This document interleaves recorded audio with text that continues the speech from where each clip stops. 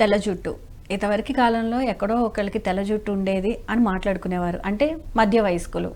ఇప్పుడు అందరికీ తెల్ల జుట్టు కనిపిస్తుంది, ఎందుకంటారు? అంటే మీరు అడిగినట్టు చిన్న పిల్లల్లో కూడా అంతేకాదు, అంటే స్కూల్ గోయింగ్ కిడ్స్లో యాజ్ వెల్ ఇంటర్మీడియట్ లేదంటే టీనేజర్స్లో, యంగ్ అడల్ట్స్ అంటాం కదా, అది ప్యూబర్టీలో ఉన్న వాళ్ళల్లో కూడా మనము ఈ జుట్టు తెల్లగా అవటం అనేది చూస్తున్నాం. ఒకటి మెయిన్గా చెప్పుకోవచ్చు స్ట్రెస్ ఫ్యాక్టర్స్. బాడీలో స్ట్రెస్ ఎక్కువ అయిపోయినప్పుడు కొన్ని కార్టిజోల్స్ రిలీజ్ అవుతాయి, కొన్ని హార్మోన్స్ బాడీలో ఎక్కువగా రిలీజ్ అయినప్పుడు ఈ స్ట్రెస్ ఫ్యాక్టర్స్ అని హెయిర్ ఫాలికల్స్ దగ్గర ఉండేటువంటి ఈ బ్లడ్ వెజల్స్ ఏమైతే ఉంటాయో వాటిపైన దాని ప్రభావం చూపించడం కారణంగా ఆ హెయిర్కి రావాల్సినటువంటి న్యూట్రియంట్స్ అందం. సో ఎప్పుడైతే స్ట్రెస్ ఎక్కువ ఉంటుందో వాళ్ళు తీసుకునేటువంటి ఆహారం కూడా సరిగ్గా డైజెషన్ ఉండదు.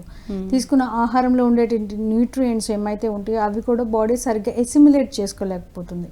సో చిన్న వయసు నుంచే వాళ్ళకి ఒక రకంగా న్యూట్రియంట్ లోపం ఉండొచ్చు. దానికి ఇంకొక కారణం ఏంటంటే తీసుకున్న ఆహారం సరిగ్గా డైజెషన్ కాకపోవటం, లేదా డైజెషన్ కావాల్సిన తర్వాత బాడీ ఎసిమిలేట్ చేసుకోలేకపోవటానికి వాళ్ళు తీసుకునేటువంటి ఫుడ్ ఎక్కువగా ప్రాసెస్డ్ ఫుడ్.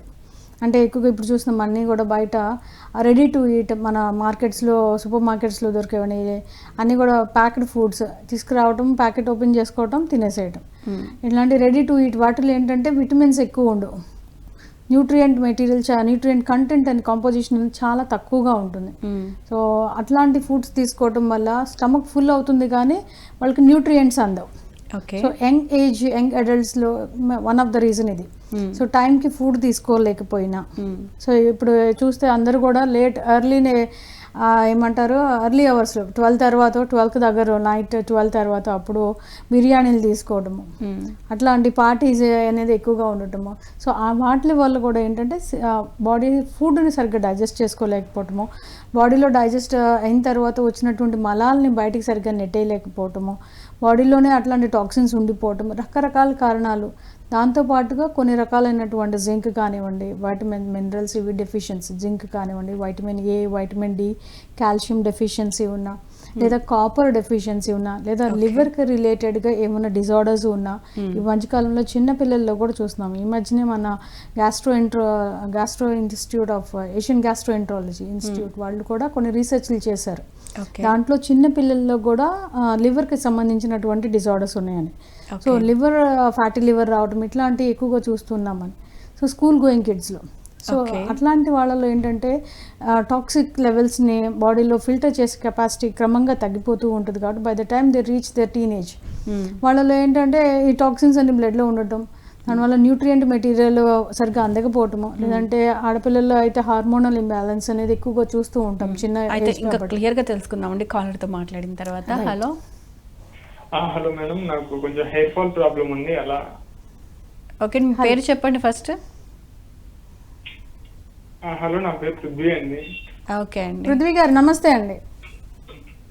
నమస్తే అండి. అసలు నాకు హెయిర్ ఫాల్ ప్రాబ్లం ఉంది, దాని నుంచి అసలు ఎలా బయటికి రావాలి ఏంటి అనేది, డాండ్రఫ్ ప్రాబ్లమ్స్ కానీ వీటి నుంచి అసలు ఎలా బయటికి రావాలి. సో డాండ్రఫ్ ఉందా అండి మీకు? ఉందండి కొంచెం.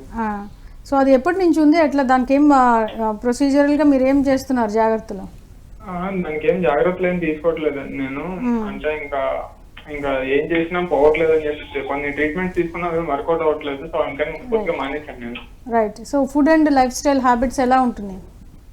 అంటే న్యూట్రియంట్ ఫుడ్ అనేది తీసుకోవాలి కానీ తీసుకోవడం కూడా కుదరట్లేదు. అండ్ స్లీప్ హ్యాబిట్స్ ఎట్లా ఉంటాయండి? స్లీప్ కూడా ఎక్కువ తీసుకుంటానండి నేను. సో ఇక్కడ ఏంటంటే మనం అర్థం చేసుకోవాల్సింది ఒకటి కంటామినేషన్, అంటే ఎక్స్టర్నల్ ఫ్యాక్టర్స్ కింద మీకు డాండ్రఫ్ అనేది ఒకటి ఉండింది. డాండ్రఫ్ రావడానికి గల కారణాలు ఏంటి అనేది చూసుకోవాలి. మీకు సెబేషియస్ గ్లాండ్స్ అంటే సీబమ్ సెక్రీట్ అయ్యేదానికి మనకి హెయిర్కి నూనె రాకపోయినా కూడా కొద్ది రోజులకి కొంచెం ఆయిలీగా గ్రీజీగా అవుతూ ఉంటుంది. అంటే కొంచెం ఎక్కువగా సీబమ్ సెక్రీషన్స్ ఉన్నప్పుడు బయట నుంచి ఏదైనా డస్ట్ పార్టికల్స్ ఎక్కువగా పడిపోతున్నప్పుడు కూడా స్కాల్ప్ పైన క్రమంగా ఫంగల్ ఇన్ఫెక్షన్స్, అంటే ఇట్లా బ్యాక్టీరియల్ కానీ ఈ డాండ్రఫ్ లాంటివి ఇన్ఫెక్షన్స్ మెల్లగా గ్రాడ్యువల్గా పెరిగేదానికి అవకాశం ఉంది. మీరు హెయిర్ షాంపూ చేసుకోబోయేటప్పుడు షాంపూని కాస్త లైట్గా డైల్యూట్ చేయండి ఒకటి. రెండోది, షాంపూ చేసుకోబోయేటప్పుడు హెయిర్కి ఆయిల్ పెట్టండి, ఏదో ఒక ఆయిల్ మీకు ఇష్టం వచ్చినటువంటి కోకోనట్ ఆయిల్ కానీ, గీ కానివ్వండి, లేదంటే జింజిలి ఆయిల్, మన నువ్వుల నూనె అంటాం కదా, అలాంటి నువ్వుల నూనె అయినా సరే కొంచెం గోరువెచ్చగా చేసి స్కాల్ప్కి బాగా పట్టించి, పాసిబిలిటీ ఉంటే న్యాచురల్గా దొరికేటువంటి కుంకుళ్ళతో మీరు హెడ్ బాత్ చేయడానికి ట్రై చేయండి. లేదు అంటే మీరు షాంపూలు తీసుకునేవి కూడా కాస్త మైల్డ్గా ఉండేటువంటి చూడండి. ఎక్కువ టూ మచ్ కెమికల్ యూజ్ చేయటం లేదా రిపీటెడ్గా షాంపూ చేసుకోవటం వల్ల కూడా ఈ హెయిర్లో ఉండేటువంటి ఈ ఆయిల్ సెబేషియస్ గ్లాండ్స్ కానీ సీబమ్ సెక్రీషన్స్ చేసేటువంటి ఈ గ్లాండ్స్ కూడా కొంత డిస్టర్బ్ అయ్యేదానికి అవకాశం ఉంటుంది. సో ఇట్లా డిస్టర్బెన్స్ జరిగినప్పుడు కూడా హెయిర్ ఫాలికల్స్కి ఉండాల్సినటువంటి మాయిశ్చర్ కానివ్వండి, ఆ న్యూట్రియంట్స్ అందవు. ఆల్రెడీ అతను చెప్తున్నారు కాస్త న్యూట్రిషన్ పోషకాహారం తీసుకోవడానికి కూడా కుదరట్లేదు. Maybe because of stress factors. అతను ఏజ్ వాయిస్ చూస్తే he could be in doing his job. So ఇట్లాంటి జాబ్ నేచర్లో ఉన్న వాళ్ళకి ఏంటంటే స్ట్రెస్ ఫ్యాక్టర్స్తో పాటు వాళ్ళకి టైమ్లీ ఫుడ్ ఉండదు, స్లీప్ హ్యాబిట్స్ కూడా ప్రాపర్గా ఉండవు. సో అండ్ ఆల్సో పిల్లోస్ కానివ్వండి, పిల్లో కవర్స్, యూజ్ చేసే టవల్స్ ఇవన్నీ కూడా కాస్త రెగ్యులర్గా వాష్ చేసుకుంటాం, ప్రాపర్ హైజీన్ మెయింటైన్ చేస్తూ ఉంటే కూడా డాండ్రఫ్ అనేది త్వరగా పోయేదానికి అవకాశం ఉంటుంది.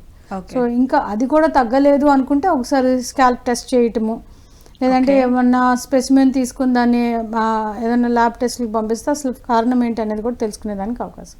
ఓకే.